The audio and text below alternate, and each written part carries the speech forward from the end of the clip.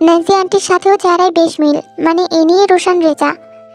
দেখে দেখে রোশান অবাক হয়ে তাকিয়ে দেখলো শুধু, ঠিক যেন তার দুষ্টু পাখির অবয়ব, সেই চাহনি, সেই মায়া। জি, আমি তে। তুমি তবে জাঙ্কুকের বউ? তে হকচকিয়ে গেল, বলল, জি। কি জানতে চাও? তে আশেপাশে নজর বুলিয়ে বলল, এটা কি অনেক পুরনো আমলের লাইব্রেরি? না, 10 বছর ধরে এটা লাইব্রেরি। লাইব্রেরির স্মৃতির পাতায় বন্দি করে রেখেছেন তাকে? রোশান নিঃসংকোচে ভেবে বলল, চেষ্টা তো সেটাই। এত কিছুর পরেও, সব কিছুর ঊর্ধ্বে। তে হাসলো। শুনেছি আম্মুর মাস্টার মশাই নাকি খুব মোলায়েম কণ্ঠের একটা মানুষ ছিল। রোশান সে কথার উত্তর না করে বলল, ঠিক মায়ের মতোই হাসি, মায়ের কার্বন কপি।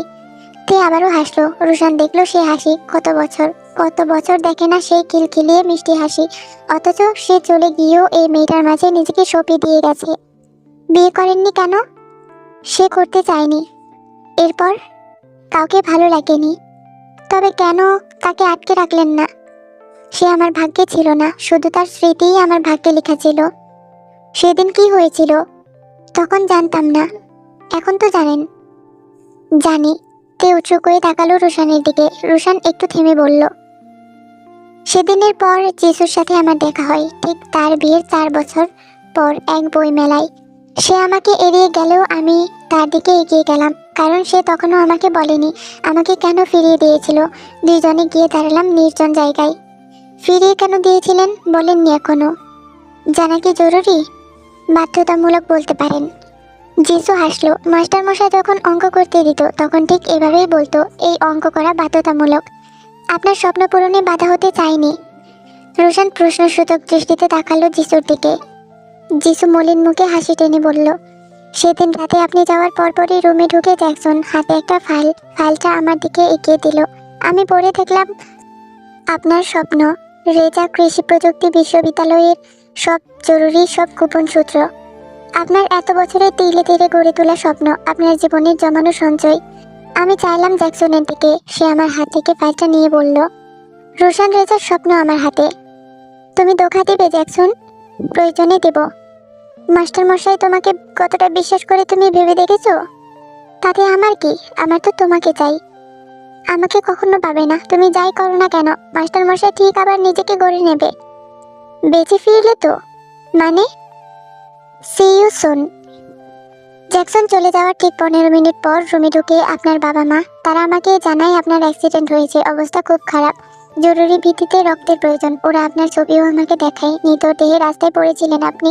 আমি মানসিকভাবে আরো ভেঙে পড়ি। নিজের অতীত, নিজের অস্তিত্ব, আপনাকে হারিয়ে ফেলার ভয়, সব মিলিয়ে আমি বুঝে উঠতে পারছিলাম না আমি কি করব। আমি সেই অবস্থায় আপনার কাছে যেতে চাইলে আপনার মা বাবা আমার পা আঁকড়ে ধরে। আমি অবাক হয়ে ওনাদের দিকে তাকাই। আপনার মা আমার পা জড়িয়ে ধরেই বলল, আমার ছেলেকে বাঁচতে দে যিশু, ওকে মেরে ফেলিস না। আমি ভীষণ অবাক হলাম। আমি মেরে ফেলবো তাকে, যার হাসিতে আমার দুনিয়া হাসে?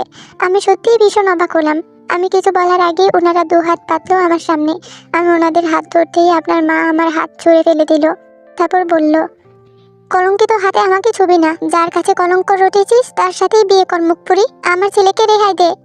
আমার ছেলেটাকে বাঁচতে দাও যিশু, ওর রক্তের প্রয়োজন। কিন্তু গ্রামের হসপিটালে ওর রক্ত কোথাও পাওয়া যাচ্ছে না, শুধুমাত্র ওই জ্যাকসনের সাথেই রক্ত মিল আছে। কিন্তু জ্যাকসন রক্ত দিবে না বলেছে, ও রক্ত না দিলে মরে যাবে আমার ছেলে যিশু। আমি অসহায় বাবা, তোমার কাছে হাত জোর করছি, আমার ছেলেকে বাঁচতে দাও। আমার দুনিয়া আপনার মাঝেই রেখেছি, সেই দুনিয়া উজাড় করে কিভাবে ভালো থাকা যায় বলুন? আমি কথা বলতে জ্যাকসনের কাছে গেলাম। জ্যাকসন আমাকে শর্ত দিল, তাকে বিয়ে না করলে সে আমাকে রক্ত দেবে না। একদিকে আপনার জীবন, অন্যদিকে আপনাকে হারিয়ে ফেলার যন্ত্রণা। শেষমেশ আপনার জীবন বাঁচাতে কবুল পড়লাম অন্য কারোর নামে। যিশু একটু থামলো, ভারী স্বরে বলল, জানেন মাস্টার মশাই, যখন ওই 3টা শব্দ উচ্চারণ করেছি তখন আমার মাঝে আমিটা মৃতপ্রায়, চারদিকে শুধুই অন্ধকার, কোথাও আলোর দেখা নেই। সেদিন আমি সেই অন্ধকারকেই আলিঙ্গন করে নিলাম। ঠিক ভোর হওয়ার আগে আরও একটা সত্যির মুখোমুখি হলাম। আপনার অ্যাক্সিডেন্ট হয়েছে, তবে গুরুতর আহত হননি। এসব ছিল জ্যাকসন আর আপনার বাবা মায়ের মিলিত নাটক। ওনারা কখনো চায়নি আমার মতো অনাথ একজনকে রেজা বাড়ির একমাত্র পুত্রবধূ করতে। জ্যাকসনের সাথে সকল প্ল্যানে তারা জড়িত ছিল, সেটা হোক আমার মাথায় কলঙ্কের দাগ বা আমার গলায় বিয়ে নামক ফাঁসির ফান্দা। কথাটা বলেই জিসু হাসলো এক পলক। রোশানের অশ্রুসিক্ত রক্তলাল মুখখানা দেখে বলল, বিয়ে করেননি কেন? বয়স অনেক হয়েছে মাস্টার মশাই। রোশান সে কথার উত্তর করলো না, কান্না আটকে কাঁপা কাঁপা গলায় বলল, তুমি ভালো আছো তো দুষ্টু পাখি?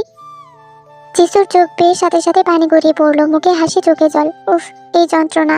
জিসু হেসে উঠল। সেই হাসি জ্যাকসনের বুকে আজ ছুরিঘাত করলো, অথচ এই হাসি তার প্রশান্তির কারণ ছিল। আমি খুব ভালো আছি, ভালো আছি মাস্টার মশাই। জ্যাকসন এবার আর দাঁড়িয়ে থাকার শক্তি পেল না, ধপ করে বসে পড়লো পাশের চেয়ারে। চোখ বেয়ে অশ্রুধারা গড়িয়ে পড়লো। ছেলে মানুষ অতি কষ্ট না পেলে কাঁদে না, তবে যদি কাঁদে সেটা তার সহ্য সীমানার বাহিরে। রোশান কম্পিত হাতে চেয়ারের একটা হাতল শক্ত করে ধরে মৃদু স্বরে বলল, আমি ভালো নেই দুষ্টু পাখি, আমি যে আর পারছি না। জিসু রোশানের দিকে একবার তাকিয়ে কান্না গিলল। দুর্বল হয়ে যাবে ভেবে চলে আসার জন্য কয়েক কদম বাড়াতেই রোশান শক্ত করে আলিঙ্গনে আবদ্ধ করলো। এই প্রথম রোশানের ছোঁয়া অনুভব করলো, যে কখনো হাতটা পর্যন্ত ধরেনি অবৈধ স্পর্শ ভেবে সে আজ বিবাহিত এক নারীকে আলিঙ্গন করেছে। রোশানের চোখের পানি শব্দহীনভাবে জিসুর কাঁধ ভিজিয়ে দিল। জিসুর চোখেও আজ পানি, শক্ত প্রাচীর ভেঙে কান্না বেরিয়ে আসছে ইতিমধ্যে। আমি বিবাহিত নারী রোশান স্যার, ভালোবাসা এসবে পরোয়া করে না, কিন্তু লোক সমাজ করে। রোশান জিসুকে ছেড়ে দিলেই জিসু আর এক মুহূর্ত দাঁড়ালো না। এখন থেকে গেলে আর হয়তো যেতে পারবে না। জিসু ছুটলো এক প্রকার, যেন পিছে কেউ তাড়া করছে তাকে। এরপর আমি অনেকবার জিসুর সাথে যোগাযোগ করতে চেয়েছি, তবে পারিনি। তবে শেষ দেখা হয়েছিল জিসুর মৃত্যুর দিন। নিথর দেহে সাদা কাপড়ে মোড়ানো ছিল আমার দুষ্টু পাখি। পাশেই ছোট্ট একটা বাচ্চা মেয়ে বসেছিল, ঠিক মৃত মায়ের গলা জড়িয়ে। আমি আর থাকিনি, দূর থেকেই চলে এসেছি। যার সাথে বৃদ্ধ হতে চেয়েছিলাম সে চলে গেল সেদিন আমার ধরা ছোঁয়ার বাহিরে। তে চোখের পানি হাতের উল্টা পেট দিয়ে মুছে ভাঙ্গা গলায় বলল, ন্যান্সি আন্টি কেন আম্মুকে ঘৃণা করে? আমি কাউকে কিছুই জানাইনি। কেন? তোমার আম্মু চায়নি। ন্যান্সি নিজের বাবা মাকে ঘৃণার চোখে দেখুক সে চায়নি। মহান ছিলেন যে তিনি, সবার কথা ভাবতেন, শুধু আমারটা বাদে। তে হাসলো রোশানের অভিমান বুঝে। রোশান আবারও দেখলো তের হাসি। মেয়েটার মাঝেই জিসুর বসবাস। এর মাঝেই লাইব্রেরির সদর দরজা থেকে ভেসে এলো পায়ের খটখট শব্দ। তে সেদিকে তাকিয়ে দেখলো একটা মেয়ে ছুটে এদিকে আসছে। সে সোজা রোশানের দিকে এগিয়ে গিয়ে হাঁপিয়ে ওঠা কণ্ঠে বলল, পাপা, আমাদের ইনস্টিটিউটের রাস্তার পাশ থেকে 6টা বড় বড় গাড়ি এসেছে। সেখানে সব কালো পোশাক পরা লোকজন দাঁড়িয়ে আছে। রোশান মেয়েটার মাথায় হাত বুলিয়ে বলল, রিল্যাক্স রুমা, ওরা আমাদের ক্ষতি করবে না। তে অবাক হয়ে বলল, পাপা? রোশান তের দিকে তাকিয়ে বলল, আমার বড় ভাইয়ের মেয়ে রুমা। রুমা তের কথায় তের দিকে তাকিয়ে হতবাক হয়ে বলল, জিসু আন্টি? রোশা তপ্ত শ্বাস ফেলে বলল, ও জিসু না, তে, জিসুর মেয়ে। ও তাই তো বলি, জিসু আন্টি বাবার কল্পনা ছেড়ে বাস্তবে এলো কিভাবে? তোমাকে দেখে খুব ভালো লাগলো। তুমি বসো, আমি চা নিয়ে আসছি। চা লাগবে না আপু? আরে লাগবে না কি কথা, আজকে এখানে থাকবে তোমরা? না মানে আসলে আপু, তোমার উনি থাকবে না তাই তো? আর আকাশের মেঘ দেখেছো? মেঘ জমেছে, বৃষ্টি হতে পারে, থেকে যাও। তে চাইলেও না করতে পারলো না। রুমা মেয়েটা বড্ড মিশুকে। চারদিকে তখন মুষলধারে বৃষ্টি নামছে। তে আর রুমা রান্নাঘরে রাতের জন্য খিচুড়ি আয়োজন করছে। তে টুকিটাকি কেটে দিচ্ছে। সাহেব বাবু কি রেগে আছে? তে মিষ্টি হেসে বলল, উনি সবসময় রেগেই থাকেন আপু। হা, তা ঠিক, রসকসহীন আনরোমান্টিক বেটা মানুষ। তে হাসলো রুমার কথা বলার ধরন দেখে, অথচ সে জানে না সেই বেটা মানুষ তাকে কতটা অত্যাচারে রাখে। রোমান্টিক টর্চার বললেও ভুল হবে না। শোনো মেয়ে, তোমার উনি কিন্তু আমারও প্রথম ক্রাশ ছিল, মানে রুকুর আব্বুর আগে। তবে তোমার উনি যা ভয়ঙ্কর, বাপরে বাপ, দেখলেই আমি আয়াতুল কুরসি পাঠ করি। তে এবার খিলখিলেই হেসে উঠল। তেকে হাসতে দেখে রুমা নিজেও হেসে উঠল। তা তোমার উনি খুব ভালোবাসে তোমায়? এক আকাশ পরিমাণ। আর তুমি? সে আমার পুরো পৃথিবী। খুব ভাগ্যবান সে। না, আমি ভাগ্যবতী আপু, কারণ সবার জীবনে জীবন চাঙ্কুক আসে না, সবাই জীবন চাঙ্কুককে পায় না। তাকে পেতে খুব ভাগ্যবতী হতে হয়, আর আমি সেই ভাগ্যবতী। আমি বলতে বাধ্য আমি ভাগ্যবতী। রোমা মুগ্ধ হয়ে দেখলো দেখে, কিন্তু আমি শুনেছি তোমার সাথে তার নিষ্ঠুর হিংস্রতা, উন্মাদ আর ভয়ঙ্কর সেই ব্যবহার। তে হাসলো। রোমা অবাক হয়ে বলল, তুমি হাসছো কেন? জানেন আপু, ওনাকে প্রথম প্রথম আমার এতই ভয় লাগতো যে আমি তো দেখলেই জ্ঞান হারাতাম। আপনি ঠিক বলেছেন, সে নিষ্ঠুর, তবে তার ভালোবাসার কোমলতায় আমি মুগ্ধ হয়েছি বারবার। সে ভয়ঙ্কর, তবে আমার প্রতি তার ভালোবাসার ধৈর্যও ছিল ভয়ঙ্কর সুন্দর। সে হিংস্র, তবে তার হিংস্রতায় আমি খুঁজে পেয়েছি ভালোবাসার পুরো এক পৃথিবী। সে উন্মাদ, তবে তার উন্মাদনায় আমি মত্ত হয়েছি বারবার। রুমা আবারও অবাক দৃষ্টিতে তাকিয়ে দেখলো দেখে মেয়েটার চোখ মুখে মুগ্ধকর হাসি। সেই হাসি যেন বারবার বলছে, শত খারাপের মাঝেও সে আমার, সে আমার, সে আমার। অতিবৃষ্টির মাত্রা কমে যখন ঝিরঝির বৃষ্টি পড়ছে, জাঙ্কুক ব্যালকনি থেকে দূরে সেই পুরাতন আমলের রেজা ভিলার ছাদের দিকে তাকিয়ে আছে। ছাদের একপাশে ছোট একটা কুঁড়ে ঘর। সেই ঘরে জ্বলছে হলদে রঙের আলো, আর সেখান থেকে বেশি আসছে গানের লাইন।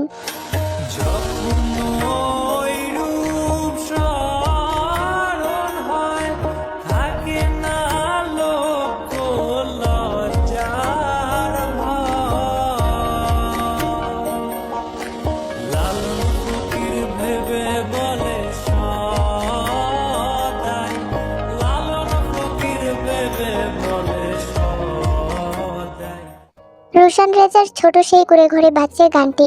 জাঙ্কুক গানটি শুনতে শুনতেই চোখ জোড়া বন্ধ করে নিতেই অনুভব করলো ছোট একজোড়া হাত তাকে জড়িয়ে ধরেছে পেছন থেকে। জাঙ্কুক মাথাটা পেছনে একটু হেলিয়ে দিলেও হাওয়া পেল না, তাই তেকে ঝট করে সামনে এনে তের গালগুলো দুহাতে তালুর মধ্যে নিয়ে মাথাটা গ্রিলে ঠেকিয়ে রাখলো আলতো করে। গ্রিল দিয়ে আসা পানির ছিটা তের মুখে পড়তেই তে চোখ বন্ধ করে নিল। এক হাতে জাঙ্কুকের বুকের শার্ট খামছে, অন্য হাতে জাঙ্কুকের পেটের দিকে শার্ট খামচে ধরে রইল। জাঙ্কুক তের ভেজা মুখের দিকে তাকিয়ে মুচকি হেসে পড়ল। এমন এক বৃষ্টির দিনে দেখেছিলাম এক শ্যাম কন্যা, যার হাসিতে থমকে গেল আমার দুনিয়া। ওই রূপ স্মরণ হলে শুধু বুকের মাঝে তুলপাড় শুরু হয়। ওই রূপের কোনো বর্ণনা হয় না, ওই রূপের বর্ণনা করা যায় না। আমি পারিনি ওই রূপের বর্ণনা করতে। তে জাঙ্কুকের কথায় ঝট করেই চোখ খুলে তাকালো জাঙ্কুকের দিকে। জাঙ্কুক তের ঠোঁটের কোণে আঙুল দিয়ে স্লাইড করতে করতে বলল, সেদিন তৃতীয়বারের মতো তাকে দেখেছিলাম। ভেজা শরীরে লেপ্টে ছিল তার শাড়ির আঁচল। ফোঁটা ফোঁটা বৃষ্টির দানা তার পুরো শরীর দখলে নিয়েছিল। মুখের উপর বৃষ্টির ফোঁটা পড়ায় ঠিক এখনকার মতোই স্নিগ্ধ লাগছিল। আর হাসি মারাত্মক, এক কথায় মারাত্মক। ওই হাসি যেন বিনা মেঘে বজ্রপাত। ওই হাসি এমন যেন বুকের ভেতর ছুরিঘাত করছে অবিরত। এমন এক বৃষ্টির দিনেই সেই শ্যামকন্যাকে আমি দেখেছিলাম সম্পূর্ণ যুবতী রূপে। সেদিন দেখেছিলাম সদ্য যৌবনে পা দেওয়া কন্যা শাড়ি পরে বৃষ্টিতে ভেজার অমায়িক দৃশ্য। সেদিন জিয়ন জাঙ্কুক আটকা পড়েছিল এক অজানা যন্ত্রণায়। তে বিস্ময়কর দৃষ্টি নিয়ে তাকিয়ে আছে জাঙ্কুকের দিকে। জাঙ্কুক তেকে এভাবে তাকাতে দেখে আবারও বলল, জিয়ন জাঙ্কুক, যার আশেপাশে মেয়েরা উলঙ্গ হয়ে ঘুরলেও একবার চোখ তুলে দেখার রুচি আসে না, সেই আমি এক পলক তাকে দেখেই আবারও থমকালাম। সেই হাসি, দুই হাত মেলে বৃষ্টির পানি গায়ে মাখছিল, পুরো শরীর ভিজে যখন আঁচল লেপটেছিল বুকে, গলায় বিন্দু বিন্দু পানি জমে মুক্ত দানার মতো দেখাচ্ছিল। আমি সেদিন উপলব্ধি করলাম আমি অসহায়। সব নারীকে ঘৃণা করার লড়াইয়ে আমি অসহায় হয়ে পড়লাম শুধু তার কাছে। তের চোখ কোটর থেকে বেরিয়ে আসার উপক্রম। জাঙ্কুক, এই জাঙ্কুকের মুখে এইসব কথা শুনছে সে? তাছাড়া কার কথাই বা বলছে? ওনার জীবনে কি আরো কোনো শ্যামকন্যা ছিল? তবে কি উনি অন্য কারোর মায়ায় পড়েছিলেন? তে কিছু বলার আগে জাঙ্কুক বলল, প্রথমবার তাকে দেখেছিলাম খুব ছোটবেলায়, ঠিক তার জন্মের সময়। কান্না করে চোখ মুখ ফুলিয়ে ফেলা এক মায়াবতী কন্যা, ডাগর টাগর চোখে ঘন কালো পাপড়ি। সেদিন অনুভব করলাম একটা টান, একরকম মায়া। সেদিন অজান্তেই সে গেড়ে বসলো আমার মনের কোণে, তবে সেটা ছিল মায়া। এরপর তার সাথে আমার দেখা হয় অনেক বছর পর, কিশোরী কন্যা সে তখন। দ্বিতীয়বার তার সাথে আমার দেখা হয় অজান্তেই। সেদিন শুধুমাত্র তার চোখে চোখ পড়তেই বুঝলাম এটা সেই সদ্য জন্মানো শ্যামকন্যা, যে জিয়ন জাঙ্কুকের হৃদয় কাঁপাতে সক্ষম। জেনেও তাকে গুরুত্ব দিলাম না, কিন্তু যখন তার দেহটা আমার বুকের মধ্যে এসে পড়লো, আমি থমকালাম। বুকের মাঝে তোলপাড় শুরু হলো। ইচ্ছে করছিল একদম বুকের মাঝে শক্ত করে জড়িয়ে ধরে রাখি, তবে মনকে উপেক্ষা করে তাকে ছেড়ে দিলাম। যাকে বুকের মাঝে শক্ত করে জড়িয়ে ধরতে মন আমাকে বলল, আমি ঠিক তার বিপরীতটা করলাম। কারণটা ছিল তখন আমি পুরোপুরি জাঙ্কুক থেকে জিয়ন জাঙ্কুক, দি বস, দি মাফিয়া বস। সে যা চাই করতে পারে, কেউ তাকে কোনো বাঁধনে বাঁধতে পারে না, পারবেও না, কখনো না। এরপর এরপর সময় চলতে থাকলো। দ্বিতীয়বার তাকে না দেখে শুধু চোখ জোড়া দেখেছিলাম। আর সেদিনের পর থেকে সে আমার জীবনে নিয়ে এলো অশান্তি। ওই শান্ত চোখ জোড়া আমার জীবনে ধ্বংস নিয়ে এলো, আমাকে অশান্ত করলো। আমার পাথরের হৃদয়ে অনেক আগেই ফোটা জীবন্ত ফুল সে এটা বারবার মনে করিয়ে দিচ্ছিল। কিন্তু আমি তাকে চাইনি, তাকে মন মস্তিষ্ক কোনো দিক থেকেই চাইনি। আমি চাইনি তাকে, কিছুতেই চাইনি। কেউ কখনো জীবন চাকুককে নিয়ন্ত্রণে রাখতে পারে না, কেউ না। কিন্তু সেই আমাকে নিয়ন্ত্রণ করছে। না চাইতেও তার ভাবনা আমাকে ঘিরে রেখেছিল। তার অপরাধ, সে কোন সাহসে জীবন চাকুকের বিরুদ্ধে যাবে? জীবন চাকুক যখন চায় না মানে সে মন মস্তিষ্ক থেকে বেরিয়ে যাবে। কিন্তু সে তো খুঁটি গেড়ে বসেছে। সেই খুঁটির জ্বর উপড়ে ফেলে তাকে দুনিয়া থেকে বিদায় করতেই গিয়েছিলাম। সেই গ্রামে যখন জানতে পারলাম ছাদের কোণে দাঁড়িয়ে থাকা মেয়েটাই সে, গাড়ি থেকে সোজাসুজি কোনো ভাবনা চিন্তা ছাড়াই বন্দুক তাক করলাম তার দিকে। চারদিকে তখন বিদ্যুৎ চমকাচ্ছে। ঠিক যখনই তার মাথার পেছনে বরাবর গান তাক করলাম, তখনই শুরু হলো আজকের মতোই মুষলধারে বৃষ্টি। আর সেই বৃষ্টিতে ভেজা উচ্ছ্বাসিত মুখখানা দেখে আমি থেমে গেলাম, হেরে গেলাম। প্রথমবার জীবন চাকুক হেরে গেল। জীবন চাকুকের গান পয়েন্ট রাখা হাতটা থেমে গেল। গান তাক করেও তাকে মারার সাহস হলো না। তে এখনো বিস্ময়কর দৃষ্টিতে তাকিয়ে আছে, শুনছে চাকুকের কথা। চাকুক একটু হেসে তের মুখটা একদম নিজের কাছাকাছি নিয়ে এলো। তের শ্বাস আটকে শক্ত হয়ে আছে। চাকুকের মুখ তার মুখ প্রায় ছুঁই ছুঁই। চাকুকের গরম নিঃশ্বাস তার মুখে পড়ছে। চতুর্থবার যখন তার কাছে পৌঁছালাম, এবারও ঠিক করলাম এই যন্ত্রণাকে শেষ করে তবেই ফিরবো। সেদিন আবারও তাকে মারতে গিয়েছিলাম, কিন্তু মারতে গিয়ে পেলাম তার থেকে পাওয়া প্রথম স্পর্শ। কি মারাত্মক একটা মেয়ে, আমাকে আবারও কাবু করে ফেললো। বলে তে ঠোঁটে আলতো করে চুমু দিয়ে কপালে কপাল ঠেকিয়ে রাখলো। তে এতক্ষণ পুতুলের মতো সব শুনলেও এবার কাপা গলায় বলল, কে কে সে? জাকুক তের ঠোঁটে আবারও চুমু দিয়ে বলল, আমার প্রথম অনুভূতি। আমার তে জাকুকে কিছু বলতে না দিয়ে অভিমানী সুরে বলল, নাম কি, কোথায় থাকে? জাকুক হাসলো, তবে তা বুঝতে দিল না। তের কোমর চেপে নিজের সাথে মিশিয়ে নিয়ে বলল, নাম তার হৃদয় স্পর্শী, তার ঠিকানা আমার হৃদয়ে। প্রথমবার আপনাকে কিভাবে চেয়েছিল? তের কথায় জাকুকের ভীষণ হাসি পেলেও গম্ভীর মুখে বলল, আপনার খুব পছন্দের জায়গায় সে মুখ ডুবিয়ে রেখেছিল। তে এবার কেঁদেই ফেললো, অবুঝ অভিমানী সুরে বলল, আমার জায়গায় কেন? সে তো জানি না, ওকে পারলে জিজ্ঞাসা করতে পারেন। তার মানে আপনাদের এখনো কন্ট্রাক্ট আছে? আছে তো। তে এবার ঝরঝর করে কেঁদে উঠল, দিন, আমাকে কথা বলবো, আমাকে দিন ওনার খোঁজ। কি কথা বলবেন? বলবো সে ভুল নাম্বারে ডায়াল করেছিল, এই নাম্বার এখন অন্য কারো। কিন্তু নাম্বার তো সঠিক। তে চোখ মুছে নাক টেনে বলল, আপনাকে বেশি বুঝতে হবে না, নাম্বার দিন। নাম্বার লাগবে না, চলুন সরাসরি দেখা করিয়ে দেই। বলেই তের হাত ধরে রুমে নিয়ে এলো। বৃষ্টির পানিতে তে জাগুকের দুজনেই অনেকটা ভিজে গেছে। জাগুক থেকে রুমে এনে আয়নার সামনে দাঁড় করিয়ে দিল। তে জাগুকের দিকে তাকিয়ে বলল, এখানে কেন আনলেন? সরাসরি দেখাতে, দেখুন। তে সামনে ঘুরে আয়না থেকে নিজেকে দেখে অবাক হয়ে বলল, এখানে তো কেউ নেই। আছে। কোথায়? এখানে তো শুধু আমি। আমি? তে আকস্মিক ঝট করে পেছনে ঘুরে তাকালো জাগুকের দিকে। মানে আমি? জাগুক হাসলো এবার। তের নাক টেনে বলল, জি আপনি, আপনিই সে, আপনাদেরই আমি যে বেগম জান। তে জাগুকের কথার সাথে সবটা মেনে মনে করার চেষ্টা করলো। দ্বিতীয়বার দেখার ঘটনা স্মরণ হলেও আর কোনো ঘটনা তার মনে পড়ল না। জাগুক থেকে ভাবনার ব্যস্ত দেখে জাগুক ঝট করে দেখে খুলে তুলে ওয়াশরুমে ঢুকে পড়লো। অনেকক্ষণ ভেজা অবস্থায় আছে, ঠান্ডা লেগে যাবে নিশ্চিত, এই জন্য। আরে আরে নামান, আপনাকে ভেজা ভেজা দেখে কন্ট্রোল হচ্ছে না জান। এই না না। রোশন ঘরের কোণে চেয়ারে বসে আছে, হাতে একটা ডায়েরি, সেখানে কিছু একটা লিখেছে। আমি চেষ্টা করেছি তোমার আমানতকে তার যোগ্য পুরুষের হাতে তুলে দেওয়ার। দেখো, আমি সাকসেস। জাগুকতে দুজনেই সুখী। আমাদের মিলন হবে কোনো একদিন, তাই না? পরের জন্মে বুঝি। আমি অপেক্ষা করব, দুনিয়া থেকে মৃত্যুর পরেও অপেক্ষা করব। আমাদের মিলন হবে, হতেই হবে। এরপর যখন জন্ম নেব, তোমাকে আমার নামে দলিল করেই জন্ম নেব। বিচ্ছেদ যন্ত্রণা সহ্য করে বেঁচে থাকা খুব সহজ নয়। এবার আমি সহজভাবে বাঁচতে চাই। তোমার আমার সন্তান হিসাবে ওই মিষ্টি মেয়েটাকেই চাই, একটা সুন্দর জীবন চাই। তবে তো তুমি বলেছিলে সব চাওয়া পূর্ণতা পায় না। রোশন দাড়িটা বন্ধ করে চেয়ারে হেলান দিয়ে বসলো। কালো ফ্রেমের চশমাটা খুলে টেবিলে রেখে চোখ জোড়া বন্ধ করে নিল। তখনও গানটা বেজে চলেছে। ওই প্রেম যে করে সে জানে, ওই প্রেম যে করে সে জানে, আমার মনের মানুষের সনে, আমার মনের মানুষের সনে মিলন হবে কত দিনে, ও মিলন হবে রোশন গানটির উত্তরে মুচকি হেসে বিড়বিড় করলো, অপেক্ষা, প্রেমিকের অপেক্ষা।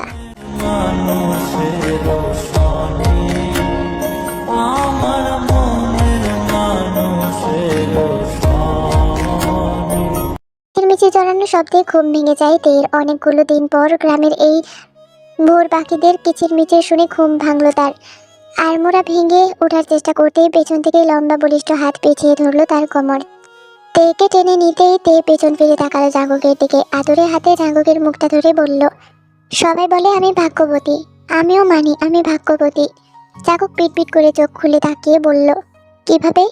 তে সরল সোজা উত্তর করলো, আপনাকে পেয়ে। জাঙ্গুক অল্প হেসে বলল, আপনি লাকি কি জানি না, তবে আপনাকে পেয়ে বাকিরা সবাই লাকি। ওদের লাক ভালো, জীবিত অবস্থায় বেঁচে আছে যে। তে ছটফটিয়ে উঠে বলল, কাকে মারবেন? জাঙ্গুক তের ছটফটানি দেখে দ্রুত গলায় মুখ গুজে দিয়ে বলল, মারবো না, কিছু করবো না, জাস্ট স্টে উইথ মি। আপনি আমার কলিজায় এভাবে থাকলে আমি বেশি কিছুই করব না। তে জাঙ্গুকের কথার মানে বুঝতে পারলো না। সে জানে এখন গুদাগুতি করলেও জাঙ্গুক তাকে বলবে না, তাই কথা এড়াতে বলল, শেষবার আমাকে মারতে গিয়েছিলেন, তবে মারলেন না কেন? আমার তো কিছুই মনে নেই। জাঙ্গুক খানিকক্ষণ চুপ থেকে মনে করলো সেদিনকার ঘটনা। চারদিকে তখন কুয়াশায় ঘেরা, সবেই একটু একটু ভোরের আলো ফুটতে শুরু করেছে। মধ্যরাত থেকে অস্থিরতায় গাড়িতে কাটানোর পর তপ্ত মেজাজ যেন আরও রেগে গেল। এই মেয়েটাকে দেখার পর কেন এই অস্থিরতা, কেন এই অস্থিরতা কমাতে মধ্যরাতে তাকে এখানে আসতে হলো? আজ এই মেয়ের একটা ব্যবস্থা করে তবেই যাবে সে। জাঙ্গুক রেগে মির্জা বাড়ির সামনে দাঁড়াতেই কারো গোঙানির শব্দ শুনে ওদিকে তাকাতেই দেখলো কিছুটা দূরে বাসচারের পাশে কেউ আছে। জাঙ্গুক প্রকুচকে সেদিকে এগিয়ে যেতে দেখলো একটা মেয়ে মাটির কাছে বসে কান্না করছে। জাঙ্গুক নিঃশব্দে কয়েক কদম এগিয়ে যেতেই বুঝতে পারলো মেয়েটা ঠান্ডায় কাঁপছে, গায়ে কোনো শীত বস্ত্র নেই। পাতলা একটা পুরনো শাড়ি গায়ে জড়ানো, গায়ের ব্লাউজটার পেছনে গলা বেশ বড়, পাতলা শরীরে পেছনের পিঠ অনেকটা দৃশ্যমান।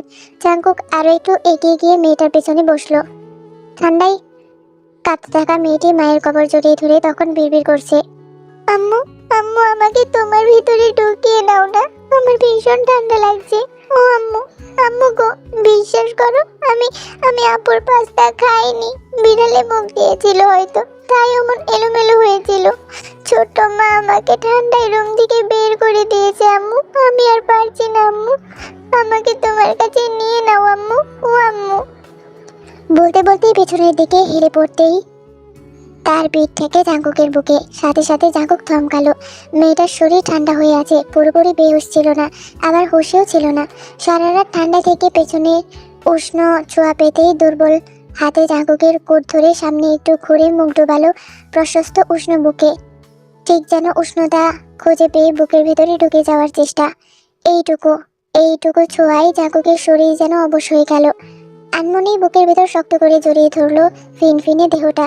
কম্পিত ফিনফিনে দেহটা বুকের ভেতর নিতেই সকল অস্থিরতা যেন মুহূর্তেই দূর হয়ে গেল। ঠিক এইভাবে অনেকক্ষণ থাকার পর জাঙ্গুক বুঝলো তে বেহুশ হয়ে গেছে। জাঙ্গুক থেকে তুলে গাড়িতে নিয়ে বসলো। ভেজা ভেজা স্যাঁতস্যাঁতে শাড়িটা একটানে খুলে গায়ের কোট পরিয়ে শক্ত করে চেপে ধরলো বুকের ভেতর। ধীরে ধীরে তের শরীর উষ্ণ হয়ে উঠল। জাঙ্গুক জেউবকে ফোন করে আসতে বলে আবারও তের শরীরটা চেপে ধরে বিড়বিড় করে বলল, I hate this. I just hate to hold you like this. Can you hear me? You make me crazy. জেউব আসে ঠিক আধা ঘন্টা পর। দেশে থাকলে জেউব কখনো জন বাড়িতে থাকে না, হয়তো ফ্ল্যাটে থাকে, নয়তো নানার বাসায় এসে থাকে। মধ্যরাতে নানার বাসায় আজ ঘুমিয়েছিল। ভোরবেলায় জাঙ্গুকের কল পেয়েই ছুটে এসেছে। শীতের সময় হওয়ায় গ্রামের মানুষের আনাগোনা কম এখনো। জেউব হন্তদন্ত হয়ে গাড়ির কাছে আসতেই জাঙ্গুক কটমট করে বলল, এইটারে আমার থেকে দূরে রাখ। জিউব হতভম্ব হয়ে দাঁড়িয়ে রইল। জাঙ্কুকের কথা আপাতত তার মাথার উপর দিয়ে যাচ্ছে, কাকে দূরে রাখবে? কি হয়েছে, তুই এখানে কেন ভাই?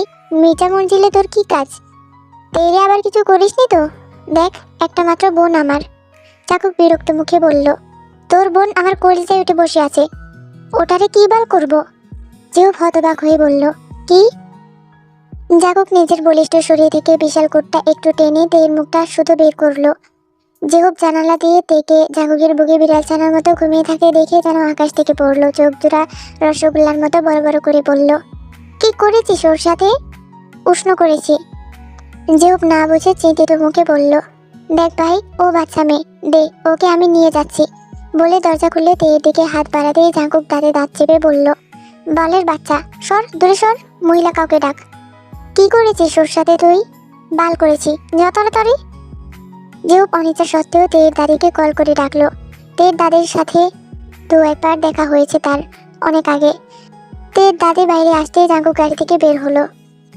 জাঙ্কুক ওনাকে সবটা বলতেই মহিলা হু হু করে কেঁদে উঠল। তিনি কম চেষ্টা করেননি তেকে নিজের কাছে রাখার জন্য, কিন্তু জ্যাকসন রেখে দেয়নি।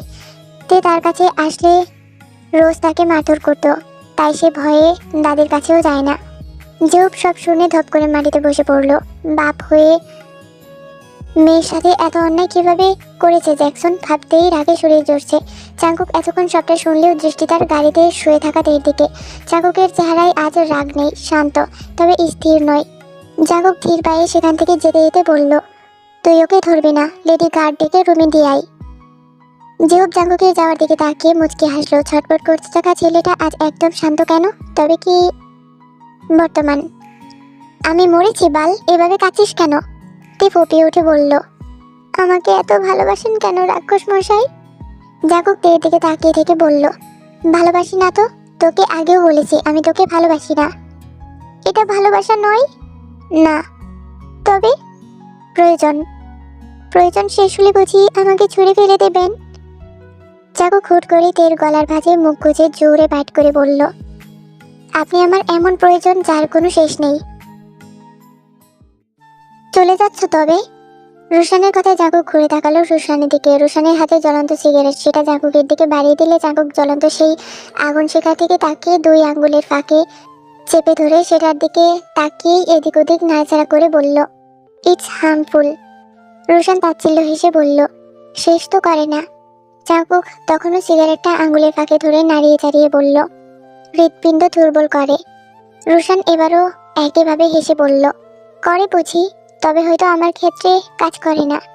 জাঙ্কুক উত্তর করলো না। হাতের সিগারেটটা পায়ের জুতার নিচে ফেলে সেটা পিষে জ্বলন্ত আগুন নিভিয়ে দিল। রুশান সেদিকে কয়েক পলক তাকিয়ে আবারও আকাশের দিকে চেয়ে বলল, ওকে ভালো রেখো, ও ভালো থাকলে হয়তো সেও ভালো থাকবে। তখন কেন ছিনিয়ে নেননি? জাঙ্কুকের কথায় রোশান হেসে বলল, বুঝে উঠতে পারিনি। জাঙ্কুক দু হাত পকেটে গুজে সোজা আকাশের দিকে তাকিয়ে বলল, love is nothing without action. Roshan আবারও হাসলো, বুকে হাত রেখে জোরে জোরে নিঃশ্বাস নিয়ে বলল, জীবন জাঙ্কুক না হতে পারার বিশাল এক আফসোস থেকে যাবে সারা জীবন। জাঙ্কুক যেতে যেতে বলল, হয়তো। রোশান জাঙ্কুকের যাওয়ার দিকে তাকিয়ে আবারও আকাশের দিকে তাকিয়ে মুচকে হাসলো। কত শব্দহীন কথা তার ওই দূর আকাশে বসে থাকা মেঘকন্যার সাথে। গ্রামের মেঠোপেট পেরিয়ে শুশু করে পরপর চারটা গাড়ি বড় রাস্তা দিয়ে বের হতেই জাঙ্কুকের হাতের ফোনটা রেখে তের দিকে চাইলো। তে জানালা দিয়ে তখন বাহিরে দেখতে ব্যস্ত। জাঙ্কুক হাতের অবাধ্য স্পর্শ কোমরে পেতেই ঝট করে পেছনে ঘুরে বলল, কি করছেন? আদর করছি না, শুধু জড়িয়ে ধরেছি। সামনে ড্রাইভার আছে, ও অন্ধ। অন্ধ তাই গাড়ি চালাচ্ছে না? মানে আর কি, চোখ থাকিতে অন্ধ। তে হতাশ হয়ে জাঙ্কুকের হাতে খোঁচা মেরে বলল, অসভ্য লোক। জাঙ্কুক একটু হেসে তের কোমর পেঁচিয়ে সামনের ট্যাবে মনোযোগ দিল। তে জাঙ্কুককে ট্যাবের মাধ্যমে কাজ করতে দেখে বলল, আর কোনো পদবি পাওয়া কি বাকি? Top doctor, top businessman, mafia, আর আর আর লাগবে বুঝি? না। জাঙ্কুক তের কপালে চুমু দিয়ে আবারও কাজে মনোযোগ দিল। তে রাতের ঘুম না হওয়ায় জাঙ্কুকের বুকের উষ্ণতা পেয়ে চোখ বুঝে সিটিয়ে গেল তার শরীরের সাথে। জাঙ্কুক তের কাণ্ডে হাসলো। এক হাতে তের মাথায় হাত বুলিয়ে অন্য হাতে টাইপিংয়ে মনোযোগ দিল। তো হে আর্মি পাখিগণ, কেমন আছো তোমরা সবাই? গল্পটা কেমন লাগতেছে অবশ্যই কমেন্টস করে জানাইবা। আর মশাই আমার অনেক বেশি কামড়াইতেছে, আমি রাত্রে বয়স দিতেছি। ও মাই গড, মশাই কি কামড়াইছে, আমার ফুলাই লেছে কামড়াইয়া। যাই হোক তোমরা লেগে অনেক কষ্ট করতেছি। ইস, আমি যে কি কষ্ট করতেছি গো দুঃখে। যাই হোক, কত হইলো তোমরা কষ্টের মূল্যটা দেও না। তোমরা ভিউজ নাই, লাইক নাই, কিছু নাই, কি যে করো তোমরা, ভালাবি নাকি লাগতা। তোমরা কই, তোমরা দেখো না গেলে ভিডিও ভালো করে। যাই হোক, কত হইতাছে গিয়া, অনেক কিছু ডং করে লাইছি। এবার জায়গা টাটা, আল্লাহ হাফিজ, বাই বাই, সারাঙ্গিও।